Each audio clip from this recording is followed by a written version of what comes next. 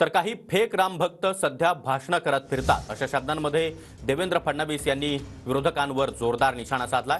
खास करून उद्धव ठाकरे यांना हा एक प्रकारे टोला लगावलाय। बाबरी पडली तेव्हा घाबरून घरात बसलेले आम्हाला शिकवतात, फडणवीसांची नावं न घेता उद्धव ठाकरे यांच्यावर ही टीका आहे। काही फेक रामभक्त फिरतायत, जाऊन भाषण करतायत, जोर जोरात बोलतायत, स्वतःला रामभक्त सांगतायत, आम्हीच तोडली म्हणून सांगतायत।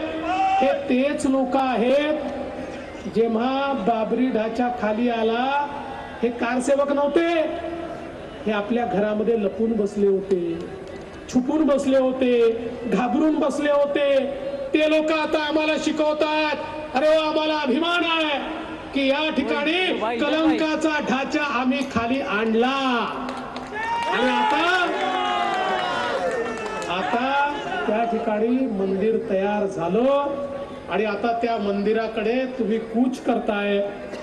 रामललांचा संदेश जेव्हा आम्हाला मिळेल त्यास आम्हाला देखील जाण्याची संधी मिळेल, पण तुर्तस तुमचंच दर्शन आम्ही घेतो। तुम्ही परत आल्यावर पुन्हा तुमचं दर्शन घेतो, जेणेकरून किमान तुम्ही जे पुण्य कमवणार आहात त्याचा 10% हिस्सा तरी तुमचं दर्शन घेतल्यानंतर आम्हाला देखील या ठिकाणी मिळेल।